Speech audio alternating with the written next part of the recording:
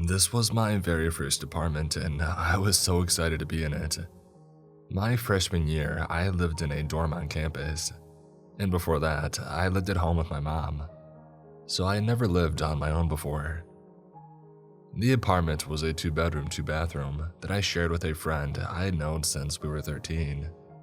I had just turned 20 when all this happened. His name was Josh. Josh was my absolute best friend, and it was his first year at the university, so naturally I was like, I'll show you around. And we did pretty much everything together. Fast forward to the homecoming football game. We attend a university that's crazy into football, and we're actually a pretty good team.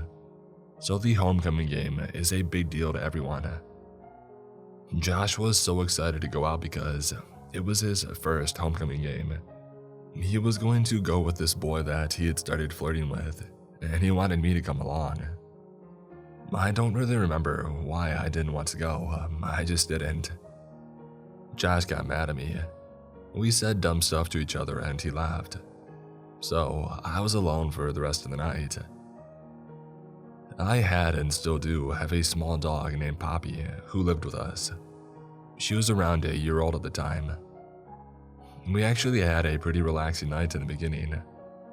I took a shower, put on a face mask, and Poppy and I watched TV in bed and stuff. I remember listening to a song on repeat the entire day, because that's what I do when I find a new song that I like. To this day, I still can't listen to it without being reminded. We went to sleep at around 10 p.m. I think. I wasn't keeping up with what was going on with the football game, so I really have no idea if it was just ending or whatever. But I knew not to expect Josh home early because he was going out with the guy that he was seeing, Dylan, afterwards. There is a strip of bars along one of the main roads running towards campus, and that's where they would be. That's where everyone would be after the game ended. I don't know what time it was, but I woke to cabinets being slammed and really loud noises. It was really dark in my room, and the only thing I could see was that the kitchen lights were on. I saw the light coming through the bottom of the door. It sounded like people were going through our kitchen cabinets one by one. Poppy was at the edge of the bed, barking like a crazy dog.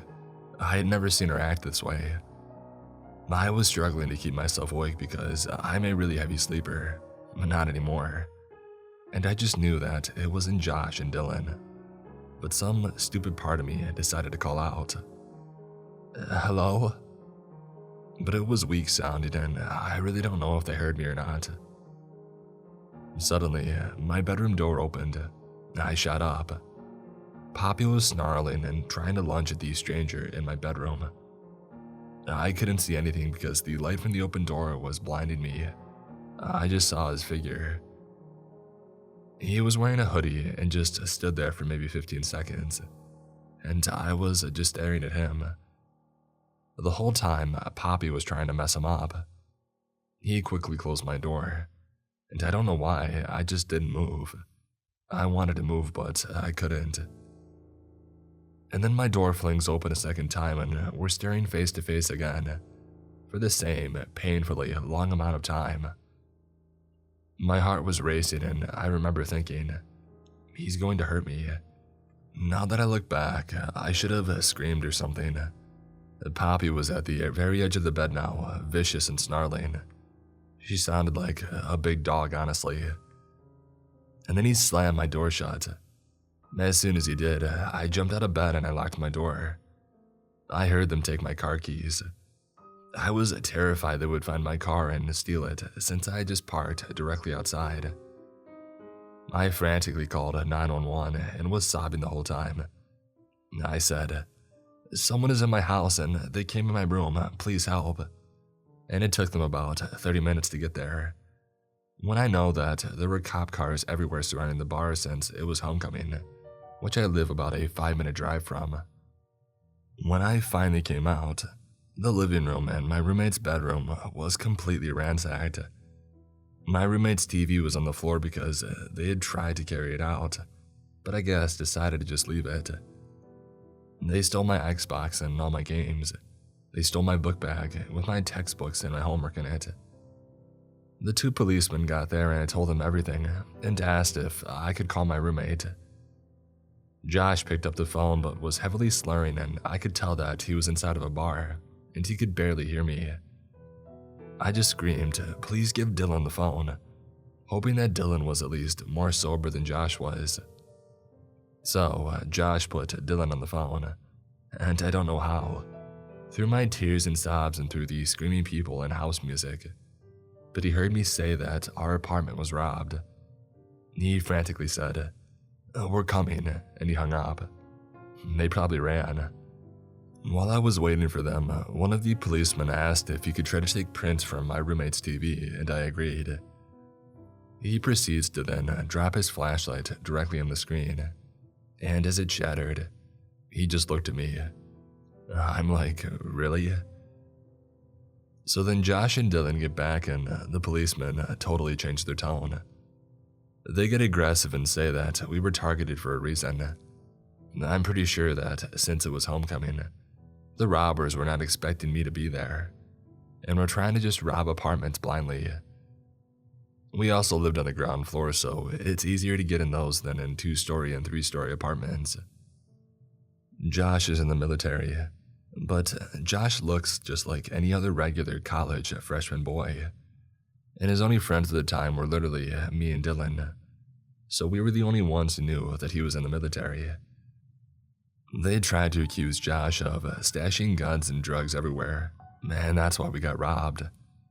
I literally was like, "Are you kidding me?" Then they tried to pull me aside and say that Josh had hired people to come rob his own apartment while I was inside. They asked me, "How do you know these guys?" I said, "Sir, I've known Josh since I was 13. We moved here together to attend university together." He just gave me a look. When they left, we got our locks immediately changed and then had to take the next day off of school to drive to the nearest Nissan dealership, 30 minutes away, and then wait 7 hours for them to rewire a key fob for me. To the men who robbed me, let's not meet again, for your sake, because I'm older and angry and have defensive weapons now, and won't be afraid to kick your butt. And to the cops who accused my roommate of robbing his own apartment, let's not meet again, and I hope that you got fired because, yes, I did report you both. I used to live in a real rough area. I'm talking super low-income apartment complex in southeastern Tennessee that had been raided by the DTF, a local police thing, the Drug Task Force, and cleared out multiple times in the past. The apartment complex is pretty spread out with a lot of roads linking them all together. This place was almost like a small village, I guess, because most people in the complex would wander around outside, or sit outside their apartment and just socialize, or do shady stuff. Lots of small meth labs, dealers, that sort of thing. I didn't tend to have a lot of problems because, as a former addict myself, I didn't tend to be the snitching or moralizing sort. As long as whatever stuff you were up to didn't impact or involve me, I couldn't give a crap as long as nobody was getting actively harmed. So that's who I was. The quiet guy who lived with his, at the time, in a totally different, much healthier relationship now. Boyfriend and 4 cats who didn't mess with anybody. But on the few instances I had been messed with, I had been known not to back down, so I wasn't often. Keyword often. It did absolutely happen from time to time, obviously messed with. People also didn't tend to start stuff with each other there. Mostly just outsiders, and while I didn't make friends, I was at least a known member of the community as I lived there for about 2 years. I didn't have the option to move out. I was poor as hell, and between me and my ex, I was the only one working. I was able to keep us and the cats fed and the bills paid, but that was literally it. And sometimes I struggle to do that, at least the bills part. I can't say any of us ever went hungry, even if what we were eating was very low bar. I drove a beat-up old 2001 Jeep Grand Cherokee at the time. This was the sort of vehicle that every time you got in, it turned the key, you would usher a small silent prayer to gods that you didn't believe in, hoping this wouldn't be the day that it finally stopped starting. The vehicles had a ton of problems, some of which I managed to fix on my own, others not so much. That said, it was my lifeline. The only way I had to get to work. Public transportation was very expensive in my town, as it was in a ruralish area with not many options in the first place, and other places. I'm not quite sure how this happened, but somehow, word got out that I was trying to sell my Jeep. This obviously wasn't true because I needed the thing and knew it wasn't worth enough to sell in order to assure that I could buy another vehicle. Nonetheless, I started having people approach me about it, offering me painfully low sums of money, like $100 and stuff like that. Before that, I would turn them away. I tried my damnedest to kill the for sale rumor, but it persisted up until the day that I moved out of the state and never looked back. So, one night, toward the end of my tenure at the complex, after me and my ex had split and he had moved out, I was alone and gaming on my PC. I believe I was playing Tekken. I heard loud, frantic series of knocks at my front door. These apartments were small and crappy, so it was within visible eyesight, the door of my bed in the bedroom, and this dude was knocking loudly. I get up, already sketched out because of the hour, grabbed a knife that I had, and I looked through the peephole. I couldn't really see anything because it was so dark, so I talked through the door. I asked who it was and what they wanted, in a commanding, almost aggressive tone because I wasn't trying to look vulnerable. For reference, I'm just under 6 foot, around 220 pounds and by no means small or weak. That said, I'm also not a one-man army or some kind of substantial badass. I'm as human as anyone else, and while I'm not one to run away from a fight, I'm not the idiot sort to run toward them. At least not anymore either. I heard nothing at first, so I asked again. Nothing again. I stood there trying to listen for a few minutes before returning to the bedroom, and a few minutes later, I heard the knocking start once again. This time, I went to my window to see if I could see anyone outside at all, and I saw several shadows lurking in my Jeep parked just outside.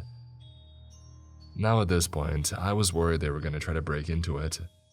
It would be really easy considering the back window was out and covered by tape and bags, or steal it. So this time, I actually opened the door. Standing in the little alley hallway thing in front of my door was a group of 3 individuals. The complex had 4 doors in each building, but I lived alone in that unit, and it was the last unit on the hill before hitting grass and a hill. So the thought that somebody nearby might join up with me if the shit hit the fan was non-existent, so I was very on edge. I only recognized one who was standing in front of the other 2. I had seen him around the complex and I knew where he lived. I'm still packing the knife, but I'm not brandishing it at this point. I ask again what he wants and what the hell these people are doing knocking on my door at 1 a.m. and lingering around my Jeep. He said that he had heard it was for sale and wanted to come buy it, offering me the pitiful amount of money he had on him. It was legitimately like $30 for it, and said him and his boys were just checking it out. I told him that 1, the Jeep isn't for sale, despite what he had heard, and 2, even if it was, I wouldn't sell it for $30. As you can probably predict, he wasn't happy about this answer. I could tell this dude was bombed. He had all the telltale signs of drug influence going on, and just generally had that look about him. Scabs, twitchy, malnourished with hardly any body fat, bloodshot eyes with constricted pupils, the whole shebang. He mouthed off something to me which was so slurred and accented that I couldn't really understand it. I didn't respond, just kept staring him down before eventually telling him to please F off. After hearing this, he gestured for his bodies to come over, and now I had 3 people standing shoulder to shoulder in the hallway, leading up to my door doing their best intimidation stances, before the guy asked in a real messed up tone, "You sure about that, boy?" Before I said, "Yes, I am," after which I revealed the knife and ejected the blade from the handle. This was a larger knife with full knuckle guards and a spike in the bottom. Not your typical small pocket knife by any means. His response to this was to call me a baby for bringing out a weapon, to which I responded something of the lines of saying, "The dude who came here 3 deep," in which he laughed at. The sight of the knife didn't put him off at all. I guess he figured I'd be too scared to use it, or that they could rush me before I got the chance. When I saw them inching their way forward, I sprung into action and started wildly thrusting and slashing the blade around in their general direction with wild abandon, showing that I had 0 issues with potentially killing or injuring one of them.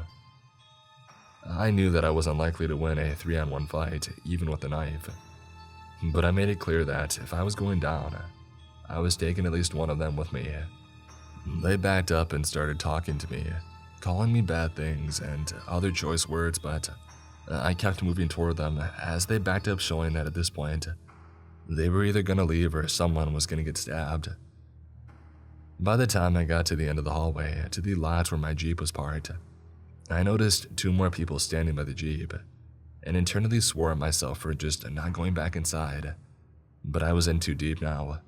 At this point, I went all in and started yelling at the top of my lungs, acting like a bloodthirsty lunatic who was just out to hurt people, in a similar manner to how people try to scare bears away.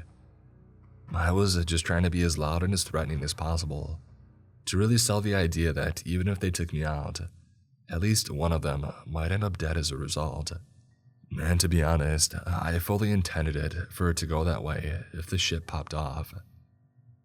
One of the guys by my Jeep then brandished what looked to be, too dark to tell, a piece of wood at me as a threat, to which I had a quick wit to respond to by saying, "Swing that at me and I'll shove this knife so far up your butt that you'll wish you brought a better weapon," which I remember specifically because one of the other guys thought that was the funniest stuff in the world and started laughing. Not in a "you won't do it" sort of way, but in a manner that seemed like I was really entertaining him. I was so hyped on adrenaline that my response to this was to slash at him, as he was one of the closer ones to me, at which he swore at me before running off, and all the rest followed suit. After this, I went back inside and stayed awake until sunrise, to assure they didn't come back before finally falling asleep on the couch by the door, so I could hear if anything else happened outside, and hopefully wake up if it did. Nothing more happened, and the next day, after I saw the guy who had initialized the standoff with me as I was getting home from work, he followed me up to my apartment where I parked and apologized for what had happened. He said that he was high at the time and also drunk, so he was feeling extra stupid. I told him that it wasn't a big deal. It's sad how commonplace stuff like this could be in the complex, even if most of them tended not to mess with their own. We had enough people passing through to assure that it happened normally. Not everyone followed the unspoken rule of not messing with the other residents, and not to do it again. He then quickly approached me and hugged me in this real bro sort of manner. I went along with it and told him to have a nice day before going back inside and settling down. There were no more incidents with him or his buddies ever again after this, though it wasn't the last time that stuff popped off there involving me before I moved. Just the last and only time with this guy and his friends. Even though I played it off as not caring, it was mostly just to avoid further conflict. So, to the whacked out meth head and his friends who decided it was in their best interest to intimidate me into selling my vehicle for like $30, once definitely not ever meet again.